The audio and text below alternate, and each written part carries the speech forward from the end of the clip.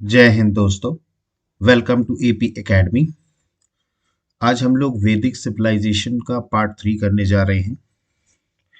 कल हम लोगों ने श्रुति टेक्स्ट के बारे में पूरा पढ़ा था, जिसमें हमने वेद पढ़े थे, जिसमें ऋग्वेद, सामवेद, यजुर्वेद और अथर्ववेद को हमने पढ़ा था।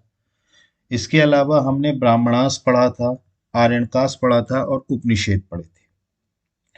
आज हम लोग जो स्टार्ट करने जा रहे हैं वो है स्मृति टेक्स्ट। मैंने आपको बताया था वैदिक लिटरेचर में ऐसा टेक्स्ट जिसको याद किया गया है, मतलब उसको मेमोराइज किया गया है और उसके बाद उस टेक्स्ट को अपनी भाषा में उसको वाक्यात किया गया है, मतलब उसको एक्सप्लेन किया गया है। तो ऐसे टेक्स्ट को बोला जाता है स्मृति टेक्स्ट। और मैंने आपको बताया था कि स्मृति टेक्स्ट जो है वैदिक में वो 6 तरीके के हैं। सबसे पहला है वेदांग, ठीक। दूसरा है उपवेद, तीसरा है पुराण, चौथा है इतिहास, पांचवा है स्मृति दर्शन शास्त्र और जो छठा है वो है शतदर्शन। तो आज हम इसको देखने वाले हैं डिटेल में वैदिक लिटरेचर में स्मृति टेक्स्ट को। और let's start with this video. सबसे पहले अगर हम स्मृति टेक्स्ट की बात करें तो स्मृति टेक्स्ट में आपको इसका ड्यूरेशन से एक चीज समझ में आ रही होगी कि ये जो टेक्स्ट है ये है पोस्ट वैदिक टेक्स्ट, मतलब वैदिक सिविलाइजेशन के बाद इस टेक्स्ट को लिखा गया है। वैदिक सिविलाइजेशन का मैंने आपको ड्यूरेशन बताया था, अराउंड 1500 बीसी से 600 बीसी तक जो है वैदिक सिविलाइजेशन का टाइम पीरियड रहा है। तो ये क्या है, सबसे पहले तो आपको ये याद रखना है कि ये पोस्ट वैदिक लिटरेचर है। दीज आर पोस्ट वैदिक लिटरेचर, क्लियर। अब इसमें जो हम सबसे पहले पढ़ने वाले हैं वो है वेदांग। सबसे पहले हम क्या पढ़ने वाले हैं, वेदांग। तो ये वेदांग में बेसिकली है क्या, ठीक है। देखिए ये एक सहायक शास्त्र है। सहायक शास्त्र मतलब ऑक्सिलरी डिसिप्लिन्स है जो कि इस चीज से रिलेटेड है, क्योंकि हमें वेदों को अगर पढ़ना और समझना है तो हमें 6 ऑक्सिलरी डिसिप्लिन की जरूरत पड़ती है। मतलब कि जो वेद हैं हमारे, ठीक है, उनको अगर उसको हमें पढ़ना है और समझना है, ठीक, तो हमें 6 सहायक शास्त्र की जरूरत पड़ती है, ठीक है। जिसमें सबसे पहला आता है शिक्षा, ठीक। दूसरा जो आता है वो आता है निरुक्ता।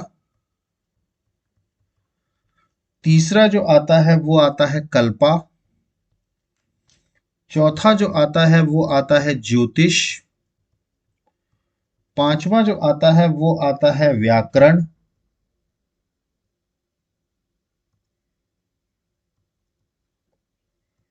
और छठा जो आता है वो आता है छंद। तो ये जो 6 हैं, ठीक है, ये 6 वो सहायक शास्त्र हैं जिनकी मदद से हम क्या करते हैं, वेदों को पढ़ते और समझते हैं, ठीक है। तो वेदों को पढ़ने और उनको समझने के लिए जिन 6 सहायक शास्त्र मतलब ऑक्सिलरी डिसिप्लिन की जरूरत पड़ती है, उन्हीं 6 ऑक्सिलरी डिसिप्लिन को कहा जाता है वेदांग। यही जो 6 ऑक्सिलरी डिसिप्लिन हैं इनको क्या कहा जाता है, वेदांग। तो आपको याद रखना है कि वेदांग क्या है। वेदांग ये 6 ऑक्सिलरी डिसिप्लिन है, मतलब सहायक शास्त्र हैं जिसकी मदद से हम वेदों को पढ़ते हैं और उसको समझते हैं। मतलब कि हम उसको स्टडी करते हैं और उसकी अंडरस्टैंडिंग करते हैं वेदास की। तो वेदांगों में आपको ये याद रखना है कि टोटल 6 वेदांग हैं, ठीक है। अब ये 6 वेदांग में कौन कौन से हैं, शिक्षा है, निरुक्ता है, कल्पा है, ज्योतिष है, व्याकरण है और छंद है। तो आपको ये 6 नाम याद रखने पड़ेंगे, क्योंकि कई बार ये क्वेश्चन पूछा जा चुका है कि इनमें से कौन सा वेदांग नहीं है। तो आपको 3 इनमें से दे दिया जाएगा और एक कुछ और दे दिया जाएगा। तो आपको ये पता होना चाहिए कि टोटल ये 6 वेदांग हैं और यही जो 6 वेदांग हैं जिनकी मदद से हम वेदों को पढ़ पाते हैं और उसको समझ पाते हैं। तो ये क्या कहलाता है, वेदांग, क्लियर। अब इसमें कुछ आपको पुराने राइटर्स भी याद रखने हैं, जो पुराना टेक्स्ट है। जैसे आपको एक बुक का नाम याद होगा, अष्टाध्यायी। अष्टाध्यायी ये सबसे पहली ग्रामर की किताब है, ठीक है। सबसे पहली क्या है, ग्रामर की किताब है जिसको पाणिनि ने लिखी है। तो आपको ये याद रखना है, अष्टाध्यायी क्या है? सबसे पहली ग्रामर की किताब है वर्ल्ड की, जिसको किसने कंपाइल किया गया है? पाणिनि ने किया है। ठीक है। इसके अलावा आपको एक और किताब याद रखनी है, छंद सूत्रास। छंद सूत्रास, ठीक, इसको लिखा है पिंगल ने। इसको किसने लिखा है? पिंगल ने। तो छंद सूत्रास ये किसने लिखा है? पिंगल ने। और एक और किताब आपको याद रखनी है, वेदांग ज्योतिष। वेदांग ज्योतिष। वेदांग ज्योतिष जो है ये सबसे ओल्डेस्ट ज्योतिष टेक्स्ट है। सबसे ओल्डेस्ट क्या है? ज्योतिष टेक्स्ट है। और इसको जो लिखा है वो लिखा है लगद मणि ने। तो आपको ये तीन किताबें याद रखनी है। एक तो अष्टाध्यायी जो ग्रामर की किताब है, जो पाणिनि ने लिखी है। चांद सूत्र पिंगल ने लिखा है। और वेदांग ज्योतिष किसने लिखी है? ये ओल्डेस्ट ज्योतिष की किताब है जो लगद मणि ने लिखी है। तो आपको वेदांग समझ में आया? वेदांग का मतलब ये 6 सहायक शास्त्र, मतलब ऑक्सिलरी डिसिप्लिन हैं, जिनकी मदद से हम वेदों को पढ़ पाते हैं और वेदों को समझ पाते हैं। जिसमें आता है शिक्षा, निरुक्ता, कल्पा, ज्योतिष, व्याकरण और छंद। क्लियर है? तो वेदांग में क्या है? दीज आर दी पोस्ट वैदिक लिटरेचर। सबसे पहले तो स्मृति टेक्स्ट क्या है? पोस्ट वैदिक लिटरेचर। वेदांग क्या है?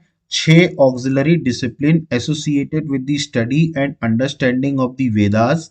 These are Shiksha, Nirukta, Kalpa, Jyotisha, Vyakarana and Chhanda. Ashtadhyayi oldest grammar book of the world compiled by Panini. Chanda Sutra Pingala. Vedang ज्योतिष ओल्डेस्ट ज्योतिष टेक्स्ट कंपाइल्ड बाय लगद मणि। ठीक है। तो ये था वेदांग के बारे में। ठीक है। तो वेदांग आपको समझ में आ गया। इसके आगे अब जो नेक्स्ट आता है वो आता है उपवेद। सेकंड नंबर पर जो आता है वो आता है उपवेद। क्लियर? तो उपवेद बेसिकली है क्या कि ये एक तकनीकी कार्य है। मतलब कि तकनीकी कार्य का मतलब ये है कि ये जो है उपवेद जो है, जो वेदों का, देखिए जितने भी हमारे वेद थे, जैसे ऋग्वेद है, सामवेद है, यजुर्वेद है, अथर्ववेद है, सबके एक उपवेद भी है। सबके क्या है? एक उपवेद भी हैं। ठीक है। जो कि कुछ तकनीकी कार्यों को करने का काम करते हैं। मतलब उस टेक्स्ट में जो लिखा है उसका तकनीकी कार्य क्या हो सकता है। ठीक है। तो अगर हम बात करें तो यहां पर ये जो सब्जेक्ट है ये है subject of certain technical works. Subject of certain technical works मतलब इसमें समझाया गया है किस तरीके से टेक्निकली, मतलब एक तरीके से देखा जाए तो तकनीकी कार्यों को। ठीक है। तकनीकी कार्यों को। ठीक है। तो वेदों का हर जितने भी वेद हैं हमारे, सबका अपना एक उपवेद है। ठीक है। आपको ये बहुत अच्छे से याद रखना पड़ेगा कि किस वेद का क्या उपवेद है। जिसमें अगर हम सबसे पहले बात करें ऋग्वेद की, अगर हम सबसे पहले बात करें ऋग्वेद की, तो ऋग्वेद का जो उपवेद है वो है आयुर्वेद। वो क्या है? Ayurveda. And it is related to medicine. आप जानते हैं आज की डेट में हम जो आयुर्वेदिक मेडिसिन वगैरह का यूज करते हैं, जड़ी बूटियों से जो बनी हुई मेडिसिन है, तो ऋग्वेद का जो है वो क्या है? आयुर्वेद। ठीक है। तो ऋग्वेद का उपवेद आपको याद रखना है क्या है? आयुर्वेद। इसके अलावा अगर हम बात करें सामवेद की, सॉरी, इसके अलावा अगर हम बात करें सामवेद की, तो सामवेद का जो उपवेद है, ठीक है, वो मैंने आपको बताया था गंधर्व वेद। ठीक है। और ये है related to music and dance. ये क्या है? Related to music and dance. तो सामवेद का उपवेद क्या है? Gandharva Veda. And it is related to music and dance. ठीक। इसके बाद आ जाता है यजुर्वेद। यजुर्वेद। ठीक। अब यजुर्वेद की अगर हम बात करें तो यजुर्वेद का है वो है धनुर्वेद। धनुर्वेद जो कि बोला जाता है आर्चरी, जिसको कहा जाता है आर्चरी मतलब तीरंदाज। ठीक है। तो यजुर्वेद का उपवेद क्या है? धनुर्वेद, ठीक है, आर्चरी जिसको बोलते हैं, ठीक है। इसके बाद हम बात करते हैं अथर्ववेद। अथर्ववेद का उपवेद की अगर हम बात करें तो ये है शिल्प वेदा। अथर्ववेद का जो उपवेद है उसको क्या कहा जाता है? शिल्प वेद, या इसको बोला जाता है अर्थावेद, अर्थावेद, या इसी को बोला जाता है सशस्त्र शस्त्र।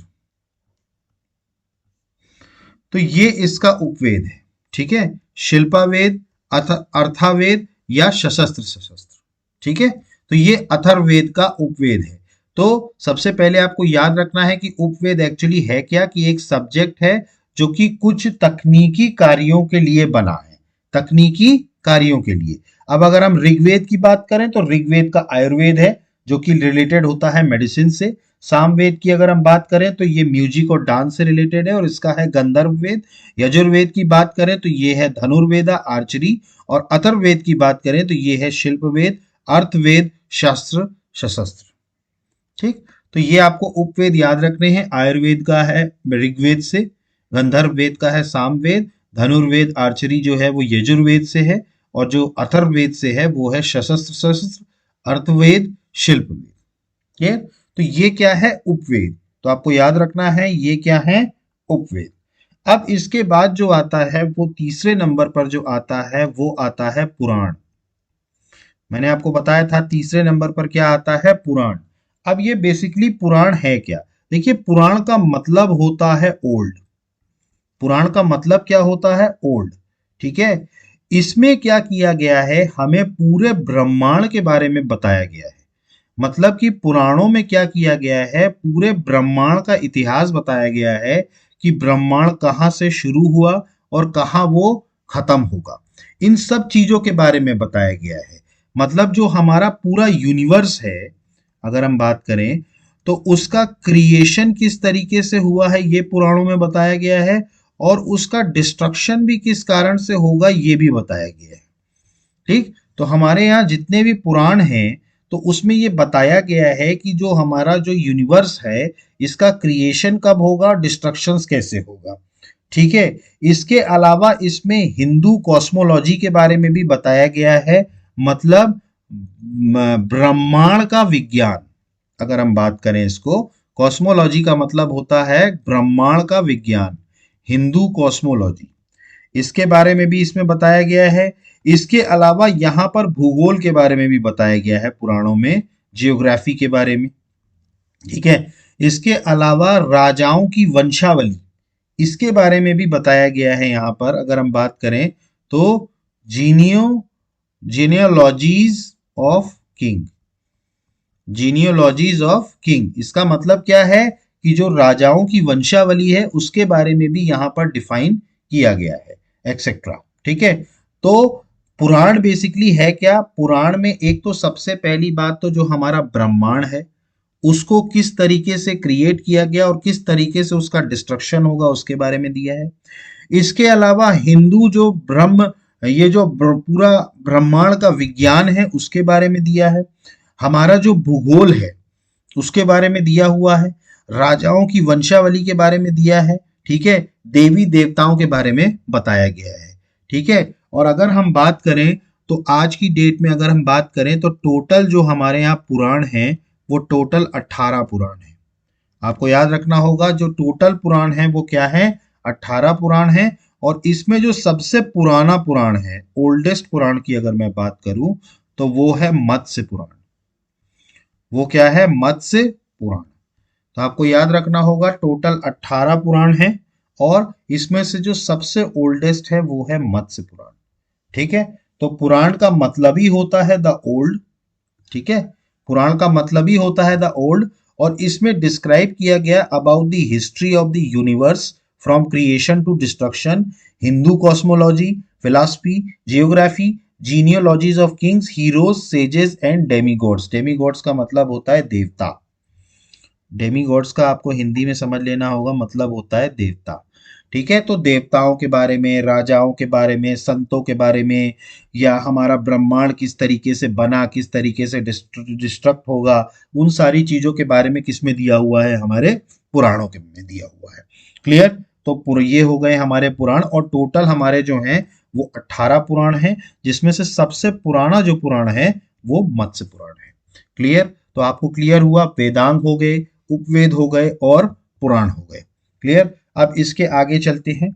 नेक्स्ट हमारा जो स्मृति टेक्स्ट है वो है हमारे एपिक्स, जिसको हिंदी में बोला जाता है इतिहास। अगर हम बात करें तो ये एपिक्स हैं, और हमारे उसके वैदिक ग्रंथ में दो महाकाव्य हैं। ठीक है, सबसे पहला है रामायण। सबसे पहला क्या है? रामायण। ठीक है, रामायण जो है उसको किसने कंपाइल किया है? वाल्मीकि जी ने। ठीक है, किसने कंपाइल किया है? वाल्मीकि जी ने। ठीक है, इसमें टोटल 7 खंड है, 7 कांड है इसमें। आपने रामायण अगर पढ़ी हो तो टोटल इसमें कितने कांड हैं? 7 कांड हैं। ठीक है, और इसमें 24,000 श्लोक हैं। 24,000 इसमें क्या है? श्लोक हैं। ठीक, अब ये रामायण का बेसिकली थीम क्या है, मतलब इसका उद्देश्य क्या है? तो इसमें रामचंद्र जी की जिंदगी को पूरा बताया गया है, लाइफ ऑफ लॉर्ड रामा। मतलब रामचंद्र जी की जो भगवान मर्यादा पुरुषोत्तम श्री राम हैं, उनकी जिंदगी के बारे में पूरा बताया गया है रामायण में। और ये सबसे ओल्डेस्ट एपिक है वर्ल्ड की, मतलब कि वर्ल्ड की सबसे ओल्डेस्ट एपिक है, मतलब इससे पुराना कुछ भी नहीं है, ओल्डेस्ट एपिक है। इसीलिए इसको आदि काव्य कहा जाता है। क्या बोला जाता है? आदि काव्य। ठीक, तो रामायण में आपको याद रखना है, सबसे पहली बात तो रामायण को कंपाइल किया वाल्मीकि जी ने। ठीक, इसके अलावा इसमें 7 कांड हैं। ठीक है, 7 कांड का नाम याद रखना जरूरी नहीं है आपको, लेकिन अगर आप नॉलेज के लिए सुनना चाहते हैं तो बस सुन लीजिए। 7 कांड जो हैं इसमें सबसे पहला है बाल कांड, दूसरा है अयोध्या कांड, तीसरा है अरण्या कांड, चौथा है किष्किंधा कांड, पांचवा है सुंदर कांड, छठा है युद्ध कांड, और सातवां है उत्तराकांड। तो ये टोटल 7 कांड है रामायण में, और टोटल 24,000 श्लोक हैं। इसमें भगवान श्री राम की जिंदगी के बारे में पूरा बताया गया है, और ये ओल्ड की सबसे ओल्डेस्ट एपिक है, इसीलिए इसको आदि काव्य कहा जाता है। और इसी कंसेप्ट, इसी रामायण के उस पे रामचरितमानस, अगर हम बात करें, रामचरितमानस जो लिखी गई,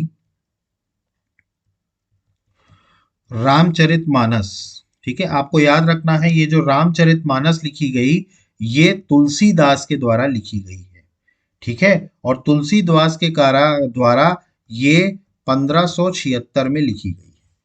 मतलब इसी से इंस्पायर होकर के तुलसीदास जी ने क्या लिखा?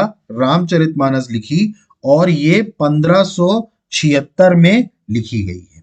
ठीक है, 1576 में। ठीक है, तो ये था रामायण के बारे में।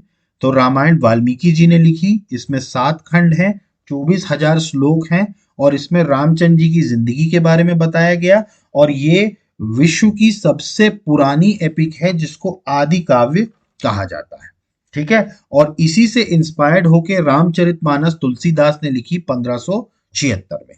क्लियर? नेक्स्ट अगर हम बात करें तो जो नेक्स्ट एपिक है हमारी, जो कि सबसे बड़ी एपिक है वर्ल्ड की, वो है महाभारत। वो है महाभारत। महाभारत की बात करें तो ये किसकी है? महर्षि वेद व्यास। महर्षि कौन? वेद व्यास। महर्षि वेद व्यास ने लिखी है। ठीक है, महर्षि वेद व्यास ने महाभारत लिखी है। ठीक है, अब अगर हम बात करें महाभारत की, तो महाभारत में जैसे रामायण में 7 कांड थे, इसमें 18 पार्ट्स हैं। अगर हम बात करें, ठीक है, 18 पार्ट्स हैं जिनको परवान कहा जाता है। क्या बोला जाता है? परवान बोला जाता है। तो इसमें टोटल कितने परवान हैं? 18 परवान हैं। और इसमें जो श्लोक दिए हुए हैं, अगर हम श्लोक की बात करें तो श्लोक जो हैं वो टोटल 1 लाख श्लोक हैं। टोटल कितने श्लोक हैं? 1 लाख श्लोक हैं रामायण में, ठीक है, सॉरी महाभारत में। तो महर्षि वेद व्यास ने लिखी है, 18 पर्वण है और श्लोक जो है इसमें 1 लाख है, ठीक है। अब हम जो भागवत गीता पढ़ते हैं, ठीक है, अगर हम बात करें, आपको ये 2 पॉइंट्स याद रखना है कि जो भागवत गीता हम पढ़ते हैं, ठीक है, ये कौन से परवान में है? तो आपको याद रखना होगा ये इसके भीष्म परवान परवान में है, ठीक है। आपको 18 के 18 परवान के नाम याद नहीं रखने हैं, आपको सिर्फ ये याद रखना है कि भगवत गीता किस परवान में है, तो वो है भीष्म परवान में, ठीक है। और आपको ये भी याद रखना है कि इसमें जो शांति परवान है, अगर हम बात करें तो शांति परवान जो है वो सबसे लार्जेस्ट है, वो आपको याद रखना है, वो क्या है? सबसे लार्जेस्ट है। तो शांति परवान जो है वो क्या है? सबसे लार्जेस्ट है, ठीक है। और ये सबसे लॉन्गेस्ट एपिक है, मतलब वर्ल्ड की सबसे लॉन्गेस्ट एपिक,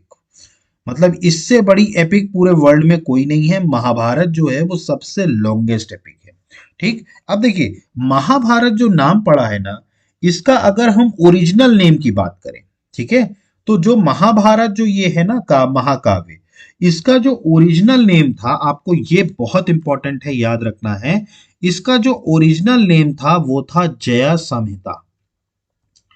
तो जया संहिता क्या था? इसका ओरिजिनल नेम था या इनिशियल नेम था, और उस टाइम पर जब इसमें श्लोकों की संख्या थी वो थी 8800, ठीक है। तो जय अमिता संहिता जब बनी तो उस टाइम पर श्लोक जो थे वो 8800 थे। धीरे धीरे श्लोकों की संख्या बढ़ी और तब इसका नाम बदल के क्या हो गया? भारत, ठीक है। जब इसका नाम बदला भारत, तो उस टाइम पर जो श्लोकों की संख्या थी वो थी 24,000, ठीक है। फिर धीरे धीरे और बढ़ा, ठीक है, और फिर अंततः इसका नाम क्या हो गया? महाभारत। ये आपको याद रखना है टाइमलाइन। और अब इसके श्लोकों की संख्या कितनी हो गई? 1 लाख, ठीक। तो सबसे पहला जो ओरिजिनल नेम था इसका वो था जय संहिता, जिसमें 8800 श्लोक थे। फिर उसके बाद धीरे धीरे श्लोक बढ़ते गए तो इसका नाम बदल के हो गया भारत, जब इसमें श्लोकों की संख्या हुई 24,000, और उसके बाद फिर धीरे धीरे बढ़ के ये हो गए 1 लाख श्लोक, और तब इसका नाम क्या पड़ा? महाभारत, ठीक। तो आपको दोनों महाकाव्य समझ में आए, रामायण समझ में आया, महाभारत समझ में आया। महाभारत महर्षि वेद व्यास ने लिखी है, 18 पर्वण है, इसमें 1 लाख श्लोक हैं। भागवत गीता भीष्म परवान में दी है। शांति परवान सबसे बड़ा है और ये सबसे लॉन्गेस्ट एपिक है। इसका ओरिजिनल नेम जय संहिता था, जिसमें 8800 श्लोक थे। फिर ये भारत बना 24,000, और फिर महाभारत बना 1 लाख। क्लियर है आपको यहाँ पे? ठीक। तो ये था हमारा इतिहास के बारे में। तो रामायण जो है अपना वो कंपाइल की वाल्मीकि जी ने, 7 पार्ट्स में है, कंडास या 24,000 श्लोक हैं इसमें। अगर इसके थीम की बात करें तो लाइफ दी है लॉर्ड रामा की, और सबसे ओल्डेस्ट एपिक है वर्ल्ड की, इसीलिए इसको आदि काव्य कहा जाता है। महा रामचरितमानस लिखी तुलसीदास ने 1576 में। इसके बाद अगर हम बात करें महर्षि वेद व्यास, जिन्होंने महाभारत लिखी, 18 पर्वण है, 1 लाख श्लोक हैं। शांति पर्वण सबसे बड़ा है। भागवत गीता जो ली गई है वो भीष्म पर्वण से ली गई है और longest epic of the world है, ठीक है। और अगर महाभारत के थीम के बारे में आपसे पूछेंगे तो आप लोग सब जानते हैं, ये कौरवों और पांडवों के बीच युद्ध की कहानी है, कौरवों और पांडवों के बीच। क्लियर? तो ये हमारा इतिहास था, ठीक है। इसके बाद जो अगला आता है वो आता है स्मृति दर्शन शास्त्र। जो अगला है वो है स्मृति दर्शन शास्त्र, ठीक। तो अगला जो है हमारा स्मृति टेक्स्ट वो है स्मृति दर्शन शास्त्र, ठीक है। इसमें क्या है? हिंदू लॉ के अकॉर्डिंग, मतलब हिंदू कानून के मुताबिक, हिंदू लॉ के अकॉर्डिंग अलग अलग डिफरेंट आइडियाज दिए हुए, ठीक है। मतलब इसमें क्या है, इस टेक्स्ट में क्या लिखा है कि जो हिंदू लॉ है, ठीक है, उस पर बेस्ड होकर के डिफरेंट आइडियाज दिए गए हैं। मतलब अलग अलग उसमें आइडिया दिए गए हैं हिंदू लॉ पर बेस्ड होकर के, ठीक है। अब यहां पर 6 सबसे फेमस स्मृति हैं जो आपको नाम याद रखने हैं, ठीक है। 6 सबसे फेमस स्मृति हैं। अगर हम इसमें बात करें स्मृति दर्शन शास्त्र में, तो टोटल 6 स्मृति है। ठीक है, अब अगर हम यहाँ बात करें तो एक तो सबसे पहली बात तो ये टेक्स्ट है जिसमें डिफरेंट आइडियाज हैं बेस्ड ऑन हिंदू लॉ। अब यहाँ पर जो 6 सबसे फेमस स्मृति हैं, इसमें सबसे पहली है मनुस्मृति। ठीक है, ये सबसे ओल्डेस्ट स्मृति टेक्स्ट है। ठीक है, अगर इसको आपको याद रखना हो तो इसके जो कमेंटेटर रहे हैं या इसके जो कंपोजर रहे हैं वो हैं मेधा तिथि, मेधा तिथि, और दूसरा है विश्वरूपा। ठीक, पहला है मेधा तिथि और दूसरा है विश्वरूपा, और इसके एक और कमेंटेटर भी हैं गोविंद राज। तो आपको याद रखना है ये 3 इसके कमेंटेटर हैं, मेधा तिथि, विश्वरूपा और गोविंद राज। और मनुस्मृति क्या है, सबसे ओल्डेस्ट स्मृति टेक्स्ट है। इसके बाद अगर हम बात करें तो इसमें है यज्ञवाल्क्य स्मृति, यज्ञवाल्क्य स्मृति। इसके बाद है इसमें नारद स्मृति, इसके बाद है पराशर स्मृति, फिर है बृहस्पति स्मृति, और ये है काटयामा स्मृति, कतयामा स्मृति। ठीक है, अब देखिए यहां पर ये जो लास्ट 4 स्मृति हैं, ठीक है, ये जो 4 स्मृति हैं लास्ट की, ये जो लिखी गई हैं ये पोस्ट गुप्ता पीरियड में लिखी गई हैं। मतलब गुप्ता पीरियड के बाद ये सारी स्मृति क्या हैं, लिखी गई हैं। नारद स्मृति, पराशर स्मृति, बृहस्पति स्मृति और कटायामा स्मृति। ठीक है, तो आपको ये बहुत इंपॉर्टेंट पॉइंट याद रखने की जरूरत है, क्योंकि ये क्वेश्चन पूछ सकता है कि भाई पोस्ट गुप्ता पीरियड के बाद इनमें से कौन सी ऐसी स्मृति है जो नहीं लिखी गई है। पोस्ट गुप्ता पीरियड के बाद इनमें से कौन सी ऐसी स्मृति है जो नहीं लिखी गई है, तो आपसे ये क्वेश्चन जो है वो पूछा जा सकता है। क्लियर, क्लियर है आपको ये? ठीक, तो ये था स्मृति, ठीक है, दर्शन शास्त्र, जिसमें डिफरेंट आइडियाज दिए हैं बेस्ड ऑन हिंदू लॉ। ठीक है, और इसमें टोटल 6 स्मृति हैं, मनुस्मृति, यज्ञवाल्क्य स्मृति, नारद स्मृति, पराशर स्मृति, बृहस्पति स्मृति और कतायामा स्मृति। ठीक है, तो ये था हमारा स्मृति दर्शन शास्त्र। इसके बाद जो चलते हैं हम, वो है शत दर्शन। ठीक है, शत दर्शन आखिरी जो हमारा है वो है शत दर्शन। ठीक है, इसमें टोटल 6 फिलॉसफी हैं। ठीक है, इसमें बेसिकली जो बात की गई है ना शत दर्शन की, अगर हम बात करें तो इसमें जो जन्म की और मृत्यु की जो मिस्ट्री है उसके बारे में बताया गया है। मतलब जन्म और मृत्यु, ठीक है, इसकी जो मिस्ट्री है, ठीक है, उससे रिलेटेड चीजें इस टेक्स्ट में लिखी गई हैं। ठीक है, जिसमें अगर हम बात करें तो इसमें यह बताया गया है कि किसी भी इंसान की जिंदगी का या किसी भी मनुष्य की जिंदगी का अल्टीमेट एम क्या है। अगर हम अल्टीमेट एम की बात करते हैं तो वो होता है साल्वेशन। ठीक है, साल्वेशन का मतलब होता है मोक्ष। देखिए, हम सबकी जिंदगी का एक ही मकसद है, अल्टीमेट एम यही है कि अंत में जा करके हमें मोक्ष मिल जाए, साल्वेशन मिल जाए। ठीक है, तो मोक्ष का मतलब हो जाता है कि आप ये जन्म और मृत्यु के चक्र काल से मुक्त हो जाएं। ये जो जन्म और मृत्यु का चक्र काल है इससे मुक्त हो जाएं, इसी को कहा जाता है मोक्ष पाना। इसी को क्या कहा जाता है, मोक्ष पाना। ठीक है, तो अल्टीमेट एम सबका यही है कि हमें मोक्ष मिल जाए।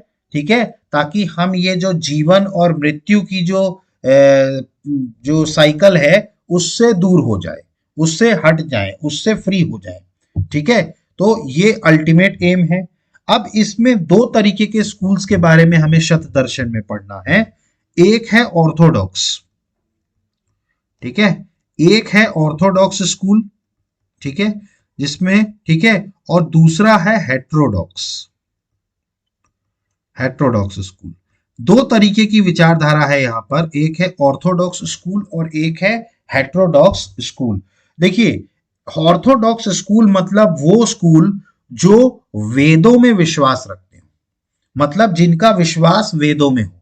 ठीक है, मतलब एक तरीके से कहा जाए तो ये वेदों में विश्वास रखने वाले स्कूल हैं, जो वेदों में विश्वास रखते हैं। ठीक है, हमारे जो वेद लिखे हैं, ऋग्वेद, सामवेद, यजुर्वेद, अथर्ववेद, इन वेदों पर विश्वास रखने वाले जो हैं उनको बोला जाता है ऑर्थोडॉक्स स्कूल। ठीक है, अभी हम देखेंगे कौन कौन से स्कूल ऑर्थोडॉक्स हैं। ठीक है, इसके अलावा अगर हम बात करें हेटेरोडॉक्स स्कूल की, तो ऐसे स्कूल जो वेदों में नहीं मानते, they do not believe in Vedas, जो वेदों में नहीं मानते। मतलब कई ऐसे हैं स्कूल जिनको ये शिक्षा दी गई कि भाई वेद नहीं है कुछ। ठीक है, तो ऑर्थोडॉक्स स्कूल अगर हम बात करें और हेटेरोडॉक्स स्कूल की बात करें, तो ऑर्थोडॉक्स स्कूल मतलब ऐसे जो वेदों में मानते हैं, और हेटेरोडॉक्स मतलब ऐसे जो वेदों में नहीं मानते। क्लियर। अब ऑर्थोडॉक्स कौन से हैं, हेटेरोडॉक्स कौन से हैं, ये अपन देखते हैं। तो सबसे पहली बात तो सत दर्शन क्या है, तो ये जो है इसमें जो लिखा है वो जन्म और मृत्यु के बाद की मिस्ट्री के बारे में लिखा है कि भाई जन्म इससे पहले या मृत्यु के बाद क्या होता है उसके बारे में लिखा गया है। और अल्टीमेट एम इसमें बताया गया है कि भाई अल्टीमेट एम क्या है, मोक्ष। मोक्ष का मतलब है कि भाई ये समय जीवन के और मरण के चक्र काल से हम मुक्त हो जाए, which is free from the cycle of birth and death. इसके बाद अगर हम बात करें, इसमें दो तरीके के स्कूल है, एक है ऑर्थोडॉक्स स्कूल, यहाँ पर देख रहे हैं आप, यहाँ पर सांख्या, योगा, न्याय, पूर्व मीमांसा, उत्तर मीमांसा, ये सब क्या है, ऑर्थोडॉक्स स्कूल। ठीक है, मतलब ये वो स्कूल है जो वेदों में मानते हैं। ठीक है, जो वेदों में मानते हैं। इसके बाद आ जाता है हेट्रोडॉक्स स्कूल। हेट्रोडॉक्स स्कूल मतलब ऐसे जो वेदों में नहीं मानते। ठीक है, जिनका मानना है कि वेदों को नहीं मानना है। ठीक है, तो ये इसमें जैनिज्म आते हैं, बुद्धिज्म आते हैं, अजीविकाज आते हैं, अजनावंदा आते हैं, और लोकायता चरवाका आते हैं। क्लियर। अब देखिए यहां पर हम एक एक करके सभी स्कूलों की फिलॉसफी को समझेंगे, इनके फाउंडर कौन रहे हैं उनको समझेंगे। क्लियर। और इन्होंने बेसिकली क्या बताया है, अल्टीमेटली सब ने मोक्ष पाने का तरीका ही बताया। ठीक है, अगर इन सारे स्कूलों का अल्टीमेट एम की हम बात करें, तो उन्होंने ये बताया है कि भाई हमें मोक्ष कैसे मिलेगा। बस सबके तरीके अलग अलग हैं, सबके पाथ अलग अलग हैं, किसी ने कुछ कहा है, किसी ने कुछ कहा है। ठीक है, तो अभी हम इसको समझेंगे यहां पर। ठीक है, ठीक है, हम इसको समझेंगे कि भाई किस स्कूल में क्या, कौन उसके फाउंडर रहे हैं। इसके अलावा उन्होंने मोक्ष पाने के लिए क्या क्या तरीका अपनाया है, मतलब साल्वेशन, क्योंकि अल्टीमेट एम सबका यही है कि हमें मोक्ष पाना है, और मोक्ष पाने के तरीके। ठीक है, अब यहां पर याद रखिएगा कि हम ये जैनिज्म और बुद्धिज्म वाला पार्ट नहीं पढ़ेंगे, क्योंकि जैनिज्म और बुद्धिज्म अपने आप में एक चैप्टर है अलग से। ठीक है, तो उसमें हम उनको पढ़ेंगे। यहां पर अगर हम बात करें तो ऑर्थोडॉक्स स्कूल के हम सारे उसको देखेंगे, सारे स्कूल्स को, और हेटेरोडॉक्स में भी अजीविकास, अजनवदास और लोकायत चरवाका देखेंगे।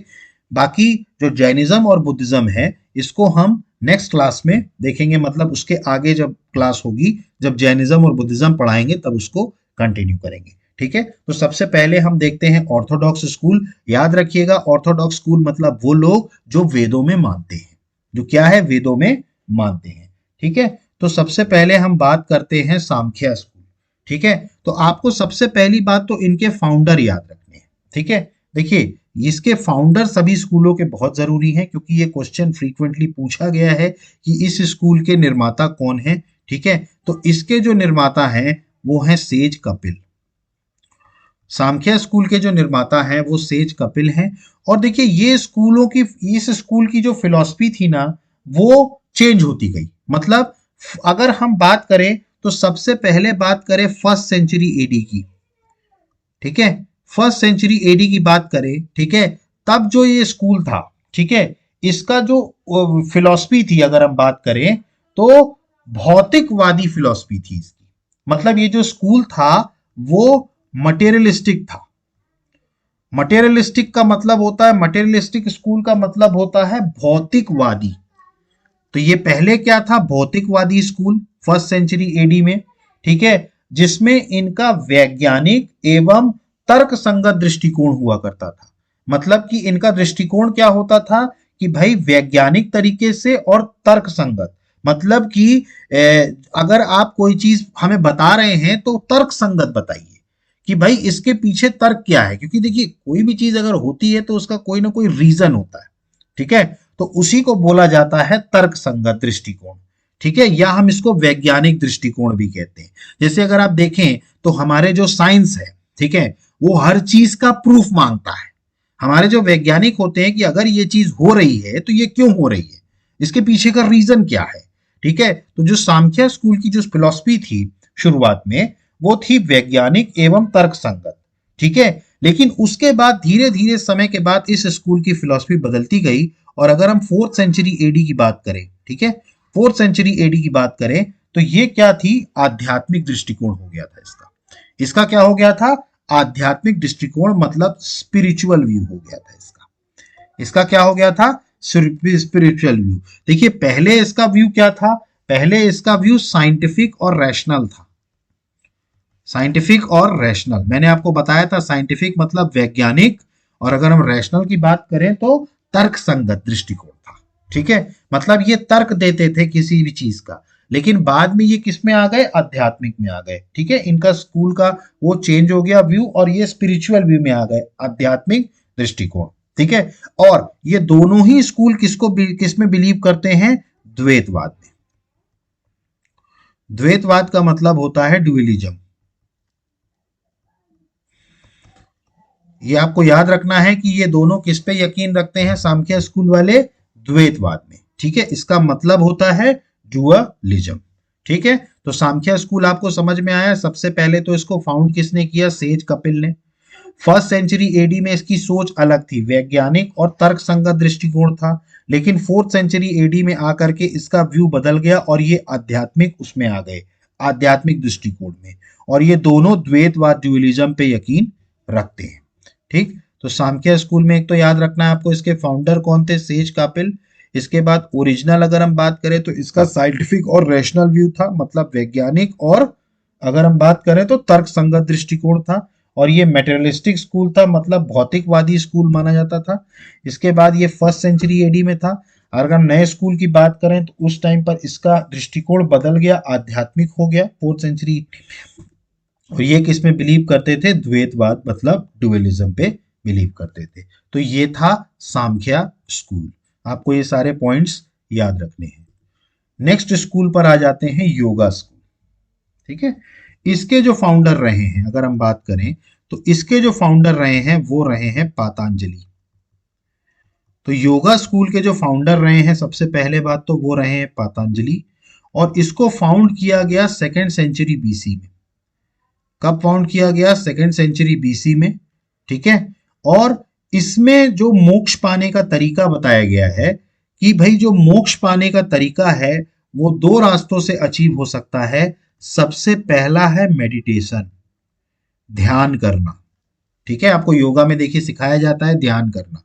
ठीक है, तो मोक्ष पाने का इन्होंने जो तरीका बताया कि भाई आपको सिर्फ मेडिटेशन से ही नहीं बल्कि कुछ फिजिकल वर्कआउट भी करना होगा, जैसे आप योगासन करते हैं। ठीक है, जिसको योगासन को हम क्या बोलते हैं, यौगिक टेक्निक। ठीक है, योगासन की अगर हम बात करें तो उसको क्या बोला जाता है, यौगिक टेक्निक। इन दोनों को मिला करके ही आप क्या पा सकते हैं, moksha, according to yoga school. Yoga school के मुताबिक आप ध्यान करके और फिजिकल एप्लीकेशन, मतलब ये योगासन वगैरह जो हम करते हैं, योग करते हैं, तो ये यौगिक टेक्निक के जरिए ही आप मोक्ष तक पहुंच सकते हैं। तो इन्होंने 2 तरीके बताए, एक तो मेडिटेशन, ठीक है, और दूसरा क्या था, यौगिक टेक्निक से। ठीक है, और इसके फाउंडर कौन थे, पातंजलि। ठीक, तो लिटरली इसका मतलब क्या था, योगा का union of 2 major entitles. 2 major entitles कौन कौन से हैं, एक है मेडिटेशन और दूसरा है योगा। ठीक है, तो मतलब ध्यान करना और योग करना। ठीक है, तो ये योगा कहलाया। ठीक है, तो इसमें क्या बताया गया कि भाई मोक्ष पाने का तरीका क्या है। मोक्ष पाने का जो तरीका है वो है कि मेडिटेशन करें और फिजिकल एप्लीकेशन हो योगिक टेक्निक्स की, मतलब जो योगासन किया जाता है वो किया जा सके। क्लियर, तो ये था योगा स्कूल। तो योगा स्कूल में आपको याद रखना है, एक तो सबसे पहली बात इसके फाउंडर पातंजलि रहे, 2nd सेंचुरी बीसी में हुआ। और इसमें जो मोक्ष पाने का तरीका है वो है मेडिटेशन और physical application of yogic techniques. ठीक, तो ये था हमारा योगा स्कूल। अगला जो हमारा स्कूल आता है वो आता है न्याय स्कूल। ठीक है, अगला जो स्कूल आता है वो आता है न्याय स्कूल। ठीक है, अब अगर हम न्याय स्कूल की बात करें तो इसके जो फाउंडर रहे हैं, ठीक है, इसका नाम आपको याद रखना पड़ेगा, ये रहे हैं अक्षवापा गौतमा। अगर हम बात करें तो इसके जो फाउंडर रहे हैं वो रहे हैं अक्षवापा गौतमा। ठीक है, और इन्होंने क्या माना है, इनके न्याय स्कूल में क्या माना गया है कि तर्क संगत सोच मतलब लॉजिकल थिंकिंग के साथ ही हम मोक्ष पा सकते हैं। मतलब लॉजिकल थिंकिंग मतलब तर्क संगत, मतलब हर चीज का लॉजिक होना चाहिए। ठीक है, मतलब कोई भी चीज ऐसे ही नहीं बोल दी गई, हर चीज के पीछे कुछ ना कुछ लॉजिक होना चाहिए। मतलब तर्क संगत, तर्क सम्मत सोच। ठीक है, तर्क सम्मत सोच। ठीक है, जिसमें क्या होता है कि एक ह्यूमन बीइंग अगर हम बात करें तो वो सच्चाई के पीछे जाता है। मतलब अगर कोई कथन लिखा है या प्रस्ताव लिखा है, प्रपोजिशन है या स्टेटमेंट है, तो इसकी सच्चाई क्या है। ठीक है, तो सच्चाई को वेरीफाई करना मतलब एक तरीके से सत्यता को सत्यापित करना, ये इसमें बेसिकली न्याय स्कूल में बताया गया है। ठीक है, एक तो सबसे पहली बात की तर्क सम्मत सोच रखना मोक्ष पाने के लिए, मतलब हर चीज का तर्क होना चाहिए। अगर कोई कथन लिखा है तो ये क्यों लिखा है। ठीक, इसके अलावा जो इनकी सोच ये थी कि जो भी इंसान होता है वो सच्चाई पता करे, मतलब उसको सत्यापित करे कि भाई इस कथन की सच्चाई क्या है। मतलब इस कथन में अगर कोई चीज लिखी है तो क्यों लिखी है। ठीक है, तो मतलब किसी भी चीज का मतलब एक तरीके से लॉजिक देना। ठीक है, हर चीज का लॉजिक देना मोक्ष पाने की, इनके नजर में मोक्ष पाने का तरीका वो था। इसके फाउंडर कौन थे, अक्षबापा गौतमा। तो यहां पर अगर हम बात करें तो इसके जो फाउंडर थे वो थे अक्षबापा गौतमा। इसके अलावा ये किस टेक्निक पे बिलीव करते थे, logical thinking to achieve salvation. इसके बाद अगर हम बात करें, by this a human being could verify the truth of a proposition और स्टेटमेंट। मैंने आपको बताया इसके जरिए इंसान जो है वो प्रस्ताव हो या कथन हो, इसकी सत्यता को स्थापित करता है। ठीक है, मतलब हर चीज का लॉजिक होना चाहिए। ठीक है, तो ये था हमारा न्याय स्कूल। ठीक है, आपको याद रखना है इसके फाउंडर कौन थे, अक्षबापा गौतमा। अगला जो स्कूल आता है, ठीक है, वो है वैशेषिक वैशेषिक स्कूल। ठीक है, वैशेषिक स्कूल, इसके जो फाउंडर रहे हैं, ठीक है, वो रहे हैं महर्षि कानडा। इसके जो फाउंडर रहे हैं वो रहे हैं महर्षि कानडा। ठीक है, और ये किस चीज पर बिलीव करते थे, ये ब्रह्मांड की भौतिकता पर भी यकीन रखते हैं। मतलब फिजिकलिटी ऑफ द यूनिवर्स, मतलब कि फिजिकलिटी ऑफ द यूनिवर्स। ठीक है, ब्रह्मांड की भौतिकता पर यकीन रखते हैं। ठीक है, इसके अलावा ये कर्म पर यकीन रखते हैं। ठीक है, मतलब कि इनका मानना यह है कि आपके कर्म के आधार पर ही भगवान आपको फल देगा। मतलब अगर आप अच्छा कर्म करेंगे तो आपको, जैसे हमारे यहाँ कहा जाता है कि भाई कर्म अच्छा करना चाहिए। ठीक है, तो इस स्कूल में यही फिलॉसफी बताई गई कि भाई आपकी जो जीवन है, आपके जीवन में आगे क्या होगा ये आपके कर्मों पे डिपेंड करता है। ठीक है, जैसे कि आप अच्छे कर्म करोगे तो जन्नत में जाओगे, मतलब आप स्वर्ग में जाओगे। ठीक है, जिसे इस्लाम में जन्नत कहते हैं। ठीक, फिर अगर आप गलत काम करोगे, गंदे कर्म करोगे, तो हम आप जाओगे नरक में जाओगे। तो ये जो बातें कही गई हैं ये वैशेषिक स्कूल में कही गई हैं। इन्होंने ये माना है कि भैया हमारे कर्मों के हिसाब से भगवान ये डिसाइड करते हैं कि हमने जो अपने जीवन में जो एक्शन किए हैं, तो भैया हमें स्वर्ग जाना है या नरक जाना है। ठीक है, अगर हम अच्छे कर्म करेंगे तो स्वर्ग जाएंगे, और अगर हम खराब कर्म करेंगे तो क्या जाएंगे, नरक में जाएंगे। ठीक है, तो आपको ये चीज याद रखनी है। वैशेषिक स्कूल की जो फिलॉसफी है वो ऐसी है कि ये कर्म पे डिपेंड करते हैं। ठीक है, कर्म अच्छे होंगे तो आप स्वर्ग में जाएंगे, और अगर कर्म खराब होंगे तो आप कहाँ जाएंगे, नरक में जाएंगे। तो वैशेषिक स्कूल की बात की जाए तो एक तो इनके फाउंडर रहे हैं महर्षि कनाडा। दूसरा, ये ब्रह्मांड की भौतिकता पर यकीन रखते हैं, और ये कर्म कांड पर यकीन रखते हैं, लॉ ऑफ कर्मा। ठीक है, इसके अलावा अगर हम बात करें तो यहाँ पर इन्होंने ये भी बिलीव करते हैं कि भाई भगवान ये डिसाइड करता है कि हमने जो अच्छे काम किए या बुरे काम किए, तो उसके लिए हमें या तो स्वर्ग मिलेगा या नरक मिलेगा अकॉर्डिंगली। ठीक है, ये था वैशेषिक का स्कूल। ठीक, इसके आगे अगर हम बात करें, नेक्स्ट स्कूल जो है वो है पूर्व मीमांसा। ठीक है। इसके जो फाउंडर रहे हैं वो रहे हैं ऋषि जैमिनी। आपको याद रखना है पूर्व मीमांसा के फाउंडर कौन रहे हैं, ऋषि जैमिनी। ठीक है। अब मीमांसा का मतलब क्या है, ठीक है, तो मीमांसा means the art of reasoning, interpretation and application. इसका मतलब आपके अंदर तर्क करने की, व्याख्या करने की और अनुप्रयोग करने की कला होनी चाहिए। अगर इसी का मतलब होता है मीमांसा, मतलब कि तर्क करने की, अनुप्रयोग करने की और व्याख्या करने की, रीजनिंग, इंटरप्रिटेशन और एप्लीकेशन, इसकी कला को कहा जाता है मीमांसा। ठीक है, तो आपको अच्छे से याद रखना है मीमांसा means the art of reasoning, interpretation and application. ठीक, तो ये क्या कहलाता है, मीमांसा। ठीक है। अब यहां पर जो मोक्ष पाने का जो तरीका बताया गया पूर्व मीमांसा में, वो ये बताया गया, to attain salvation one has to fulfil all the duties which are prescribed by the Vedas. मतलब कि आपको वो सारी ड्यूटीज फुलफिल करनी पड़ेगी जो वेदों में दी हुई है अगर आपको मोक्ष पाना है। ठीक है। पूर्व मीमांसा में क्या लिखा है कि भाई अगर आपको मोक्ष पाना है, ठीक है, तो आपको जितनी भी ड्यूटीज हैं वेदों में दी हैं वो सारी फुलफिल करनी पड़ेंगी। ठीक है। मतलब एक तरीके से देखा जाए तो जो हमारा कर्म कांड है, ठीक है, वेदों में अगर हम बात करें तो वेदों का जो कर्म कांड है उस पर फोकस किया गया है पूर्व मीमांसा में। तो अगर हम बात करें तो इसका जो फोकस रहा है वो रिचुअलिस्टिक पार्ट रहा है वेदास का, मतलब वेदों के कर्म कांडीय भाग, इसी पर फोकस किया गया है पूर्व मीमांसा में। ठीक है, तो आपको याद रखना है पूर्व मीमांसा क्या है, इसके फाउंडर ऋषि जैमिनी रहे हैं। ठीक है। मीमांसा का मतलब क्या है, तर्क करना, अनुप्रयोग करना, व्याख्या करने का कला, इसको मीमांसा कहते हैं।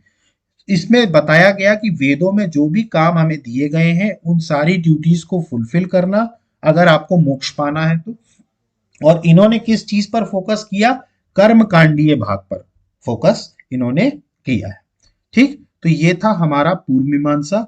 अब जो आखिरी बच गया, ठीक है, वो है हमारा उत्तर मीमांसा। ऑर्थोडॉक्स स्कूल में ये जो आखिरी है वो है उत्तर मीमांसा, जिसको वेदांता फिलॉसफी कहते हैं। ठीक है। उत्तर मीमांसा के जो फाउंडर रहे हैं वो रहे हैं भद्रयान, या इसको ब्रह्म सूत्र भी कहते हैं। भद्रयान रहे हैं, इनको ब्रह्म सूत्र भी कहा जाता है। इसमें बेसिकली बताया गया है कि ब्रह्म जो है, ब्रह्मा जो है, यही अल्टीमेट सच्चाई है पूरी जिंदगी के, बाकी सब माया है। इनका जो मानना है कि ब्रह्म ही सत्य है, मतलब ब्रह्म जो है वही सत्य है और वही सच्चाई है, और बाकी सब जो है वो सब क्या है, माया है। ठीक है। ठीक, और इसमें क्या है, इसमें बताया गया है कि मोक्ष पाने का तरीका सिर्फ एक है, आपको खुद का ज्ञान होना चाहिए। नॉलेज ऑफ सेल्फ, मतलब खुद के बारे में आपको पता होना चाहिए, जिसे कहा जाता है ना ब्रह्म ज्ञान, मतलब खुद के बारे में जान लेना। ठीक है। तो उत्तर मीमांसा में जो मोक्ष पाने का तरीका बताया गया है वो ये है कि खुद को ज्ञान लेना। ठीक है। तो salvation through knowledge of self, मतलब खुद के बारे में जान लेना मोक्ष पाने का तरीका है उत्तर मीमांसा में। ठीक है, जिसको हम वेदांता भी कहते हैं। ठीक है। और ये भी किस थ्योरी पर बिलीव करते हैं, तो ये भी कर्मा की थ्योरी पर बिलीव करते हैं और पुनर्जन्म में ये यकीन रखते हैं। ठीक है, पुनर्जन्म में भी यकीन रखते हैं और कर्मा में भी यकीन रखते हैं। और उत्तर मीमांसा में जो मोक्ष पाने का तरीका है वो ये है कि खुद के बारे में जान लेना, मतलब ब्रह्म ज्ञान हो जाना।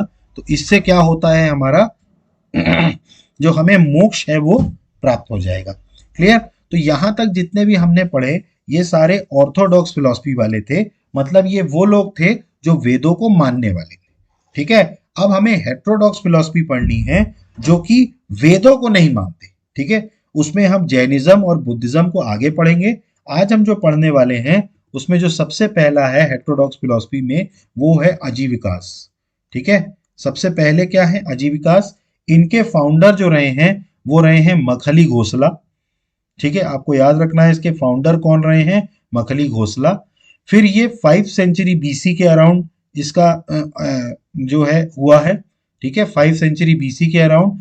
और ये बिलीव करते हैं नियति पर, मतलब भाग्य सिद्धांत पर। नियति डॉक्ट्रिन का मतलब होता है भाग्य पर।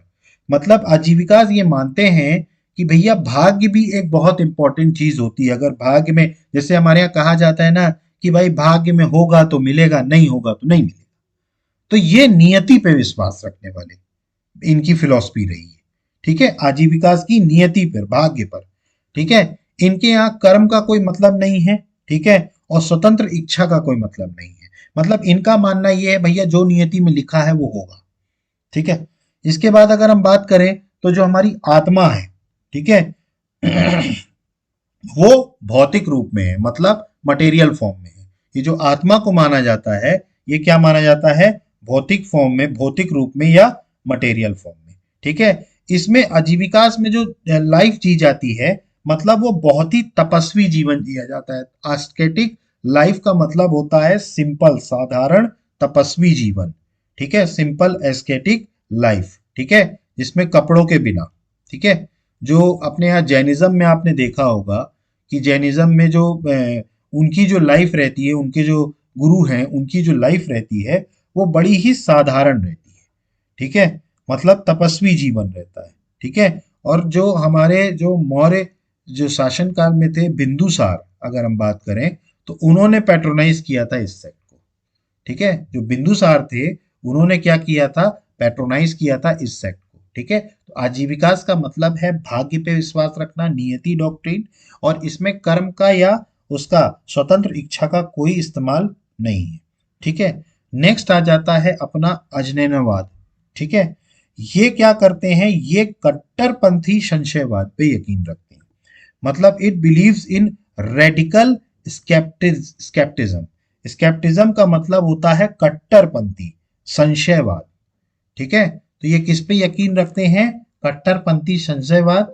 ठीक है, और ये और किस पे यकीन रखते हैं, इग्नोरेंस इज द बेस्ट, मतलब अज्ञान सर्वोत्तम है। अज्ञान जो है वो सर्वोत्तम है, मतलब हमें इग्नोर करना ये सबसे बेस्ट है। ठीक है, और ये किस पे बिलीव करते हैं, अगर हम बात करें तो ये करते हैं रेडिकल स्केप्टिज्म पे, रेडिकल स्केप्टिज्म पे। ठीक है, और इसके अलावा ये किस पर यकीन रखते हैं, इग्नोरेंस इज दी बेस्ट।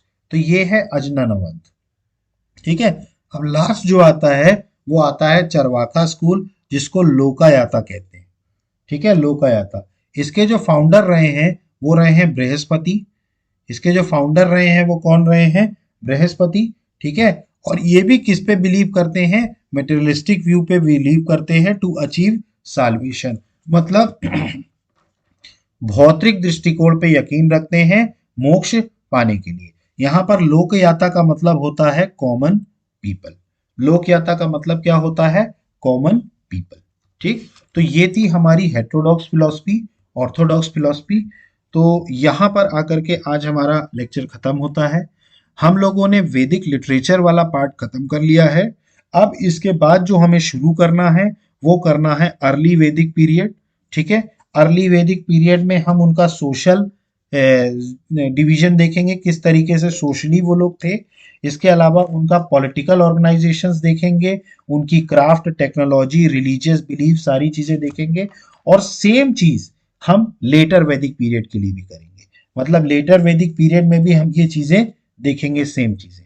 ठीक है, तो एक पार्ट में मैं पोस्ट वैदिक पीरियड का पूरा बताऊंगा और एक पार्ट में लेटर वैदिक पीरियड का। वहां पर आकर के फिर हमारा वैदिक सिविलाइजेशन खत्म हो जाएगा, और इसके बाद फिर हम इससे रिलेटेड जो 50 ऑब्जेक्टिव इंपॉर्टेंट क्वेश्चंस हैं जो पेपर में आए हुए हैं वो हम उसको करेंगे।